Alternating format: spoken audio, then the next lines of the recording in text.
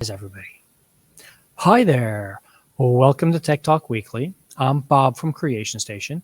This is our weekly show where we show you 3 or 4 interesting tech topics in the news. Do you know what to call your apps?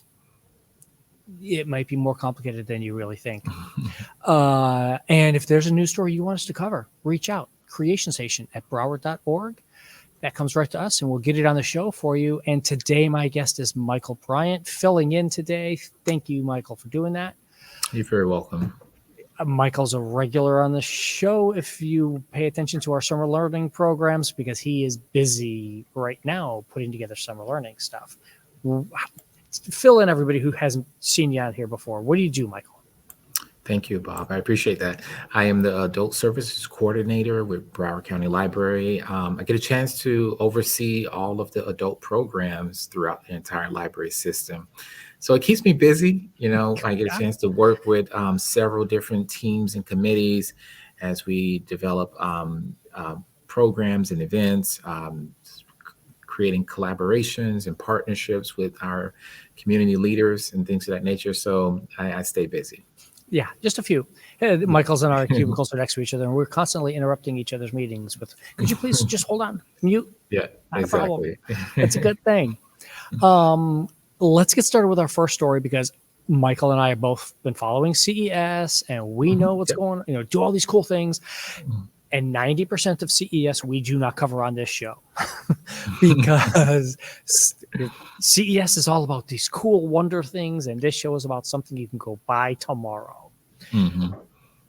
Which this first one kind of qualifies. Apple's finally putting out their infamous headset that everybody's been waiting years for, and you can pre-order it starting tomorrow. And if you didn't already get the email about pre-ordering it, you probably are not going to be able to, but just in case.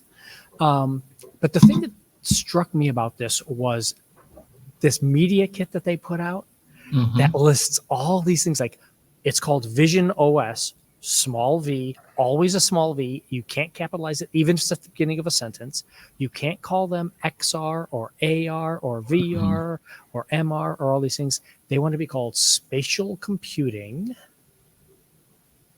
You're not an Apple person. What do you think about this, Michael? Yeah, you're right. I am an Android guy. I don't know. I mean, when I first saw it, I was thinking that it has something to do with their branding, and that they're trying to establish some type of consistency across the board. And so that's what jumped out to me when I saw that. See, that's that marketing person in you. You know these things. And yeah, I looked at this and I'm like, and I saw some of the commentary like, oh, see, Apple's going to have their own term and be special. And I'm like, Magic Leap in 2018 was spatial computing apps. This is not a new Apple thing. So I kind of wonder how Apple stuck on this one term as being the special thing that they need to talk about and do. But it looks like it's going to be an interesting compatibility thing for us. Yeah, I mean, I think so too. I think that as I was going through the article, I think it talked about some of the concepts of why Apple is doing this, and I think that's where I picked up on the consistency and the clarity in naming its products across the product lines and stuff like that. So I think that's part of what they were trying to get, or what they're trying to get across. Yeah. $3,500 coming out the beginning of February 2nd is supposed to when it's going to arrive on your doorstep if you've pre-ordered it. We'll be talking about XR actually for Creation Station Monthly at the end of January, so pay attention to that podcast as it's coming up. There was one other really cool piece of tech at CES that I liked, and that I was really happy is it's available now. You can just go buy this thing, go to their website, and the library is not recommending you do this, but you could, if you wanted to, go buy the gyro glove. Okay. So this is a glove that is designed for people with essential tremors or Parkinson's or things like that, where it is supposed to uses multiple gyroscopes to keep your wrist and hand steady and not shake. Well, when I was looking at the article, Bob, and I found it very interesting, I don't recall if it talked about. I wonder if insurance will help to offset the That is cost of it. totally unknown at this point. It's an assistive device, Hmm. and you and I have both worked with a lot of veterans organizations, and I'm certain they are going to be leaping at this Hmm. because Yes. this kind of came out of nowhere. The company was like, yeah, we're going to be trying to show off this gear. And they came in with a package and said, oh, yeah, and here it's available and you can order now and we're shipping today. Hmm. So they Hmm. kind of surprised everybody with that. And I'm sure the healthcare organizations are not quite ready to put this on FSA or whatever. Hmm. But yeah, I mean, this is going to be something that's seriously going to change people's lives. Like Yeah. that spoon. Have you seen that spoon that came out a few years ago? It's got the built-in gyroscope, so it keeps the spoon steady No, no, I for didn't yet. that. Yeah, No. and so this is like a bigger, souped-up version of that Hmm. kind of thing. Hmm. Yeah, it'll be interesting to see where it all lands with the insurance piece because I would imagine that's going to be it's going to create barriers for certain people where it's going to be out of their reach. $5,900 Yeah. for one glove for one hand. Hmm. But yeah, I mean, this was the device that I was like, okay, that's cool. Oh, that'll be awesome to talk about when it comes out. Oh, wait a Yeah. minute, I can buy it tomorrow. I mean, not that I need it, but I'm like, okay, then this is pretty cool. Hmm. So Yes. we'll keeping our eyes out for it. And if there's any tech out there that you saw that you want to talk about, let us know because CES is going on all week here still through the weekend. Shoot us an email about that. Hmm. The other story that I found that I thought was really interesting, and by the way, as always, all these show notes are there in the comments for you so that you can go follow these links yourself and go chase up on these. This guy's obsession. Do you think your wife would let you go? I know my wife would not let me do this. He is obsessed about going out and Hmm. finding these super rare, almost extinct plants and animals. And he Hmm. travels the globe and he's out of the UK, but he's going all through Jakarta and all through a lot of Indonesia, finding these really super rare animals. The headline one is the craziest one, I think. Hmm. 2 people have seen it. And one guy back in 1928 who killed the only one he saw, Hmm. and this guy who managed to take a photo of it. Yeah. The tree kangaroo, right? Yeah. And as he's going through, and we've got some pictures here of the birds that he found, Hmm. and this this super rare possum that a villager found and was eating when he found it. Hmm. So it is. Here's a picture of that small little possum there that they thought was extinct because of the forest fires from back in '97. There. Hmm. Yeah, one of the things I thought about when I was going through the article preparing is that he talked about the importance of the local community, right? Mm-hmm. And what I think about when I saw that is how there's opportunities for people to impact their communities in different ways. And people who love these things, they have a space where they can get involved and push their agenda of Yeah. protecting the environment and the species and things of that nature. So I thought that was interesting. Yeah, no, and and the reason why this is really our tech and science kind of story is Hmm. exactly that, Michael. Is that here's someone who's taken it upon himself. And I was teasing about it because he in the article they talk about his wife allowing him to go on Hmm. these trips, and I Yeah. know my wife is going to be like, "No, I'm going to come with you," because she's not going to let me just go away to some of these places. Hmm. Um, but it's the idea of, like you said, he's helping empower people who otherwise might get their forest cut down Hmm. or changed dramatically. With one of the examples in one place is the palm oil harvesting and stuff. So it Hmm. makes it really nice for people to have that. Here is someone documenting it for us and showing the world, hey, we've got important stuff here. You don't Yeah. need to change it. Hmm. Hmm. So, Yeah, it's one of those things where you have that balance that you're trying to strike with development and preservation of these natural resources that we have. hmm yeah, he's looking for the giant salamander now. We'll find out. Yes. There was one other really big news story out there this week that may hopefully a lot of people know about it. And it is all about space. And Hmm. it is great. And we launched the Vulcan, which is the first time the first commercial successful launch of a Hmm. lunar thing. SpaceX is trying again next month Hmm. to launch theirs. Artemis went up, which Hmm. is NASA's. So we now have three that are working to get stuff launched into orbit and sent to the moon. It's a great thing. And they were going to send Peregrine, which is the little mini lander built in as a Hmm. commercial thing, to the moon.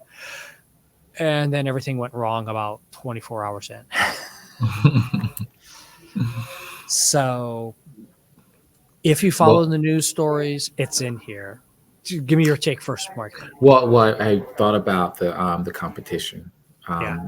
It seems like competition is always good for the industry, where you have Vulcan being like this latest challenger for SpaceX dominance and everything. hmm And so, whenever there's competition, I think consumers get a better product because now these organizations are pushing each other to put out a better product that consumers can take advantage of.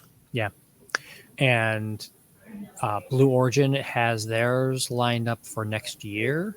Hmm. So, in theory, we'll have three different commercial ones launching and NASA launching their own Artemis. Hmm. Oh, it's going to be an interesting time over the next 2 years for our new space race because Hmm. those are just United States ones. We're not talking India, China, Hmm. Japan, the European Space Union.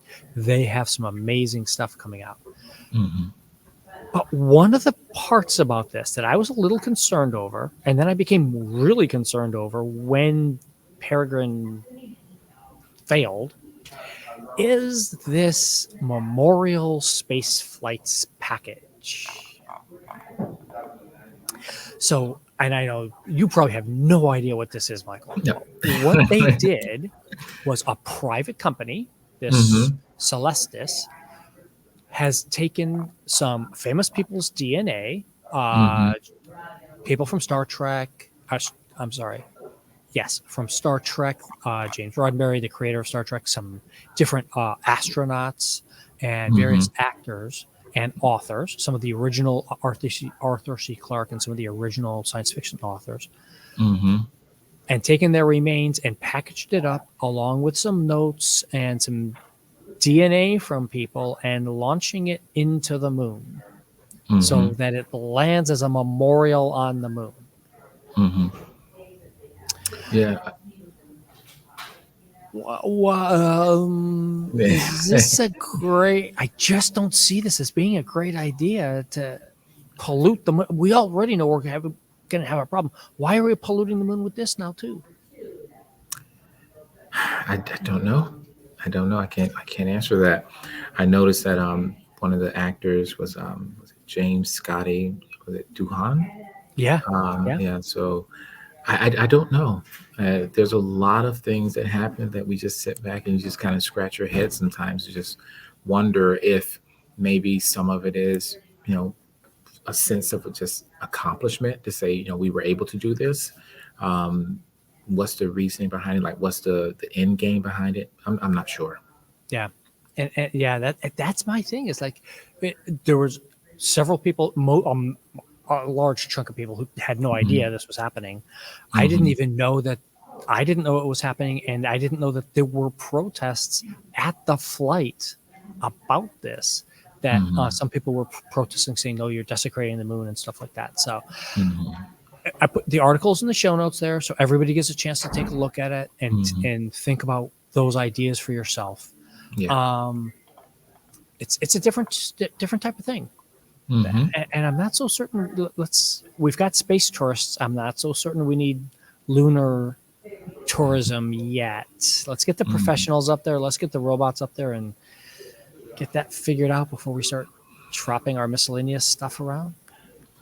I hate to talk about dead people as miscellaneous stuff, but it's like you're just compressing them all into a little can and dropping the can on the planet, on another planet. You're not like building a little graveyard or memorial or anything. You're just dropping something on the ground. And I think also, and probably is very foreign to us because we kind of think about memorials. I think you and I were talking about this earlier when we're looking at doing some events around Memorial Day coming up. And so we think about memorial for veterans, and we think about going to a grave site, honoring these people who have fallen in combat and everything. But, part of it is, actually being able to go and visit these sites and everything. Yeah. And I just wonder, with it being on the moon, like what's the end game? Yeah. I put it into a little satellite and they can be orbiting the Earth and everybody can pull out a telescope and go up there and look and say, look, those are the original Apollo astronauts. That's the memorial to them or something. I don't know. But our last story of the day is all about DNA and privacy. So did you participate in 21andMe? No, I haven't had a chance to do that yet. No. Okay. My stuff was not hacked. My information from there. But the Federal Trade Commission, the FTC, has come out with guidelines and has issued a paper, I guess is the best way to phrase this, on how companies need to protect our DNA and what they're doing with it and how they're dealing with this for everything. And by everything, they include biometrics.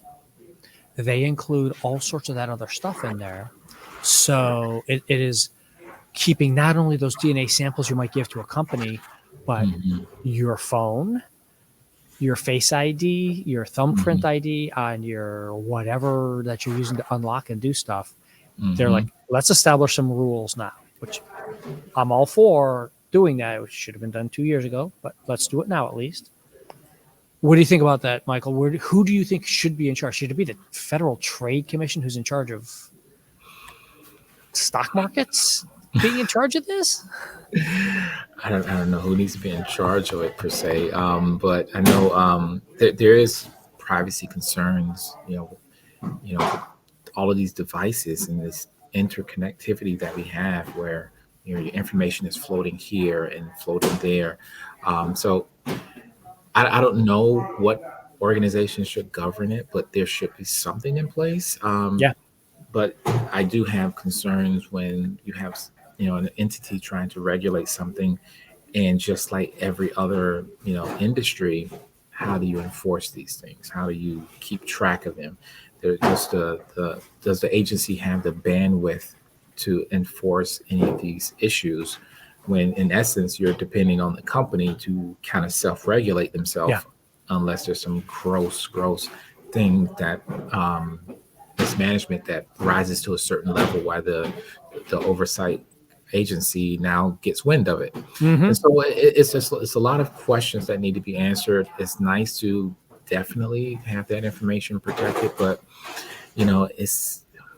I just wonder, they talk about us being in the information age now, and I wonder how secure this information is ever going to be. Yeah.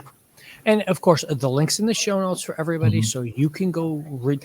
If you haven't read a federal document like this before, it's a good, this is a press release by the FTC talking about things. So it's a good idea to go give it a test and click on some of their links so you can see, like Michael was just talking about, what are they actually going to do when somebody breaks these rules, and take a look at some of these things where it can take years for an enforcement policy to come into effect when they come and do these sorts of things. This is not they screwed up and we're going to arrest them and put them in jail in 2 weeks. This is 24, 36 month process of investigations. So it makes me think about periodically you get a little card in the mail that says, "Oh, you're part of a class action lawsuit." I'm like, Yeah. "Oh, I didn't know about that, right?" Yeah. and, Uh-huh. and then the class action lawsuit is over, and you got $13.85 check that comes your way. So, Yeah. Yeah.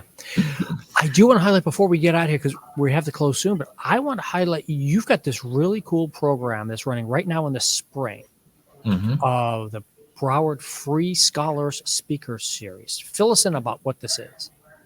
Oh yeah, thank you so much, Bob. We have a speaker series where we have tons of different subject matters that we're going to be discussing. We schedule a series of subject matter experts that's going to be talking about Dr. Martin Luther King. That event happened yesterday. We're going to have a musical journey through Florida. We have Native American heritage speakers. We actually, I'm excited very much so about all of them. And we have one in March to celebrate Women's History Month, where we're going to talk about female superheroes. We're going to have subject matter experts talking about the housing and affordability crisis that we find ourselves here dealing with in Broward County. And we're also going to do something for Jewish American Heritage Month as well. And so we have just a plethora of conversations that we're having. The library is a perfect place for people with different opinions to come converse with each other and have a wide range of conversations. So we're hoping people can come out, learn a lot about these subjects, have a great time engaging in conversation with each other, and also continue the conversation at home by checking out some library Mhm. materials. Also, maybe looking at some of our databases where they can continue the conversation at home. It was the Dr. King one. I know that I spotted that's online. Is that available on the Facebook feed for people? I don't have that information, but I Okay. can Okay. No, no, no. research it for you. Just kind of curious. Yeah. Mhm. And reach out. Anybody who needs that, reach out. Creation Station at Broward.org. We'll put you in touch with Michael and whoever about these programs. This covers like 8, 9 different libraries around the whole Yes. county. So it's not like you just have to come to one place. So reach out and do these things. Yes, we put this series together as part of our 50th anniversary. Um, um, Wide range of programs that we're doing. Libraries all across the county are celebrating the 50th anniversary of Broward County Library, and this is one of the contributions that we put forth as part of that celebration. It only feels like we've both been here that whole time. If there is a library or librarian you want to see featured on the show, reach out. Creation Station at Broward.org. We'll see everybody next week. All right, take care. Thank you.